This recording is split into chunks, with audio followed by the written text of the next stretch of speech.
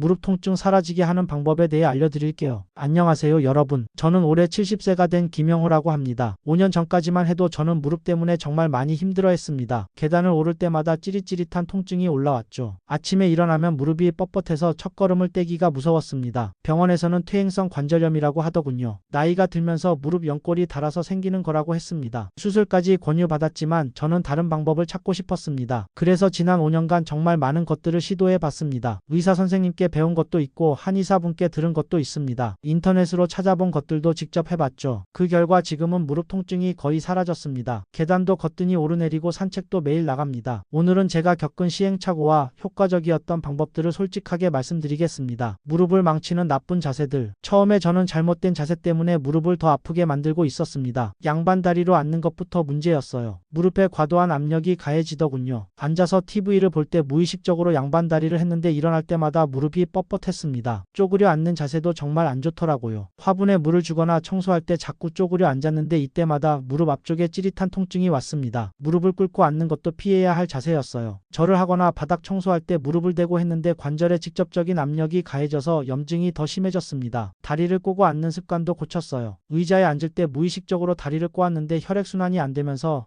무릎 주변이 더 뻣뻣해지더라고요. 무릎에 좋은 올바른 자세. 그래서 저는 앉는 자세부터 바꿨습니다. 의자에 앉을 때는 등받이에 등을 완전히 대고 발바닥을 바닥에 평평하게 둡니다. 무릎은 90도로 굽히고 발목도 90도를 유지해요. 처음에는 어색했지만 지금은 자연스러워졌습니다. 바닥에 앉아야 할 때는 벽에 등을 기대고 다리를 앞으로 쭉 뻗습니다. 무릎에 압력이 거의 가지 않아서 훨씬 편해요. 서 있을 때는 양발에 체중을 고르게 분산시킵니다. 한쪽 다리에만 체중을 실으면 무릎에 부담이 되더라고요. 어깨 너비만큼 발을 벌리고 무릎을 살짝 구부린 상태로 섭니다. 걸을 때는 발 뒤꿈치부터 땅에 닿게 하고 발가락으로 밀어내는 느낌으로 걷습니다. 보폭을 너무 크게 하지 않고 자연스럽게 팔을 흔들면서 걸어요. 무릎 통증에 효과적인 운동들. 운동을 시작할 때는 정말 조심스러웠습니다. 더 아플까봐 걱정이 많았거든요. 가장 먼저 시작한 것은 허벅지 앞쪽 근육 강화 운동이었어요. 의자에 앉아서 한쪽 다리를 쭉 뻗어서 5초간 유지하는 거예요. 처음에는 3초도 힘들었는데 조금씩 늘려나갔습니다. 물속 걷기 운동도 정말 좋았어요. 수영장에서 물의 부력 때문에 무릎에 부담이 적으면서도 근력은 키울 수 있었습니다. 일주일에 3번씩 30분간 했더니 다리 전체가 튼튼해지더라고요. 계단 오르기 연습도 했습니다. 집 앞 계단 한 칸씩 천천히 오르내리기를 반복했어요. 처음에는 난간을 꽉 잡고 했는데 나중에는 혼자서도 할 수 있게 됐습니다. 스쿼트도 벽에 등을 대고 조심스럽게 했어요. 무릎이 발가락보다 앞으로 나가지 않게 주의하면서 천천히 앉았다 일어나기를 반복했습니다. 가장 중요한 것은 스트레칭이었어요. 허벅지 뒤쪽과 종아리를 매일 늘려줬더니 무릎 주변이 훨씬 유연해졌습니다. 운동과 병행하여 무릎 등 관절에 도움이 되는 음식 및 온열팩 찜질 등을 같이 병행하였습니다. 약국에서 파는 것만으로는 한계가 있다고 생각했어요. 그래서 옆집 할머니께 여쭤봤더니 좋은 방법들을 알려주시더라고요. 생강차를 꾸준히 마셨습니다. 생강을 얇게 썰어서 끓인 물에 꿀을 조금 넣어서 마셨어요. 몸이 따뜻해지면서 혈액순환이 좋아지는 느낌이었습니다. 식사 때마다 계란이나 고기류 등 단백질 섭취도 같이 했습니다.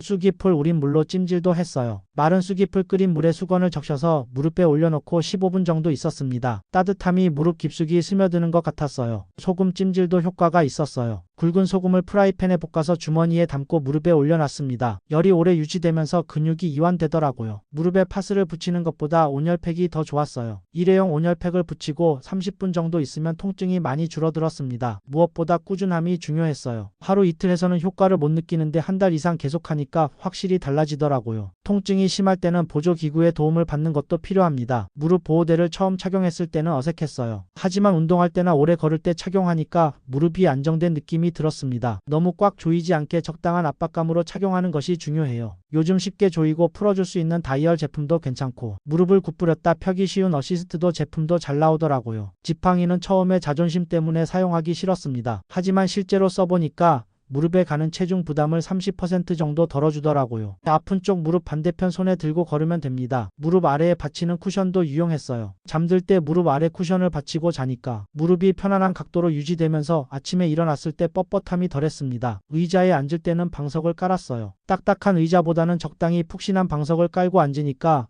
무릎에 전해지는 충격이 줄어들었습니다. 계단 오르내릴 때는 난간을 꼭 잡았어요. 균형을 잃고 넘어지면 무릎에 더 큰 손상이 올 수 있거든요. 안전이 가장 중요합니다. 지금은 정말 많이 좋아졌습니다. 5년 전과는 비교할 수 없을 정도예요. 아침에 일어날 때 무릎이 뻣뻣하던 것이 거의 사라졌어요. 침대에서 일어나는 것이 두렵지 않습니다. 바로 일어나서 화장실도 갈 수 있고 부엌에서 아침 준비도 할 수 있어요. 계단 오르내리기가 가장 큰 변화입니다. 예전에는 한 칸씩 조심스럽게 올라갔는데 지금은 보통 사람들처럼 자연스럽게 오를 수 있어요. 지하철역 계단도 무리 없이 이용합니다. 장거리 걷기도 가능해졌어요. 1시간 정도 산책을 해도 무릎이 아프지 않습니다. 손자와 함께 놀이공원에 가서도 하루 종일 걸어 다닐 수 있게 됐어요. 밤에 잠들 때도 무릎 통증 때문에 뒤척이는 일이 없어졌습니다. 푹 잘 수 있으니까 다음날 컨디션도 훨씬 좋아요. 제가 지난 5년간 겪은 경험을 통해 몇 가지 당부드리고 싶은 말씀이 있습니다. 첫 번째는 포기하지 말라는 것입니다. 나이가 들면 어쩔 수 없다고 체념하지 마세요. 저도 처음에는 그랬는데 노력하니까 분명히 좋아질 수 있어요. 두 번째는 꾸준함의 중요성입니다. 하루 이틀 운동한다고 바로 효과가 나타나지 않아요. 최소 한 달 이상은 꾸준히 해야 변화를 느낄 수 있습니다. 세 번째는 자신의 몸 상태를 정확히 아는 것입니다. 무리하지 말고 아플 때는 쉬어주세요. 무작정 참고 하는 것보다 적당한 휴식도 필요해요. 네 번째는 전문의와의 상담입니다. 제가 말씀드린 것들은